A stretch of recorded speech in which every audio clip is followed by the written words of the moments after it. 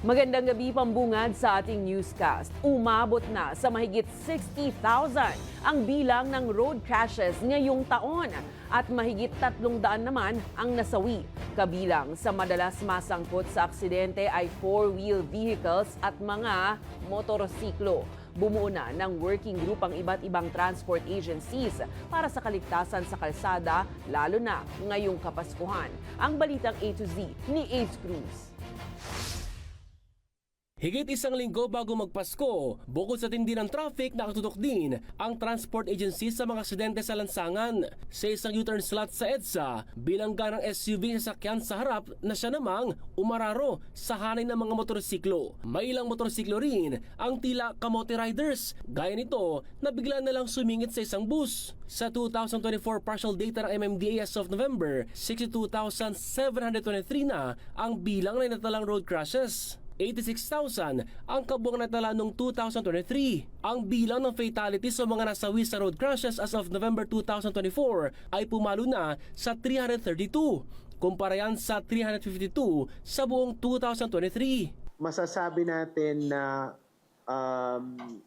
kung i-correlate mo siya sa number of crashes, alarming po yung increase ng namamatay sa road crashes compared sa data ng total crashes. Kaya pinulong na ng MMDA, Land Transportation Office o LTO at ilang ahensya ng gobyerno ang iba't ibang kinatawan ng transportation sector gaya ng Truckers Association at kumpanya ng mga motorcycle taxis. Nangunang four-wheel vehicles sa uri ng sasakyang nasasangkot sa road crash incidents na sinundan ng mga motorsiklo at truck. C5 Road ang pinaka-notorious pagdating sa truck-related road crash incidents sinundan ng Commonwealth Avenue at EDSA.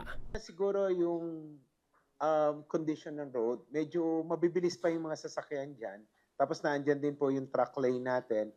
Medyo madilim din po sa lugar. Sa ngayon, naglalagay kami ng solar street lights dyan para po mabawasan din yung aksidente, para pag lumiwanag yung daan.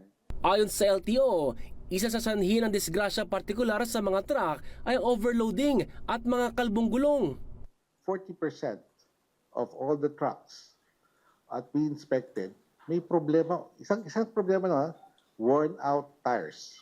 Huwag po sana yung truck yung pinipenalize sa overloading kasi matagal na po namin position yan na doon pa lang po sa port, sa pier pa lang. Kapag kinikrane na yung container, nakikita naman nila yan kung overloaded. Sana po, wag na po nilang ipatong sa mga truck namin. Kasi kami po ang nagsasuffer Ipapatong nila sa truck namin. Paglabas namin, kami yung huhuliin. Sinisilip naman ng MMDA kung masyadong mahabang oras ng motorcycle taxi riders para lamang makakota sa arawang kita. Depensa ng motorcycle taxi companies, hindi sila nagkukulang sa palala sa riders na magkaroon ng sapat na pahinga at sumasailalim nila ito sa safety seminars. Sa mga near misses, accidents na nangyayari sa hanay ng mga bikers ng joyride, we tend to analyze it and integrate it to training at inihahati din ito sa mga bikers. Bubuo ng technical working group ang LTO para isaayos ang mga gusot sa polisiya para sa road safety at roadworthiness ng mga sasakyan. Lalo't inaasahang sa susunod na linggo ay masisikip pa ang daloy ng trapiko dahil sa Christmas rush. Para sa balitang A to Z, Ace Cruz.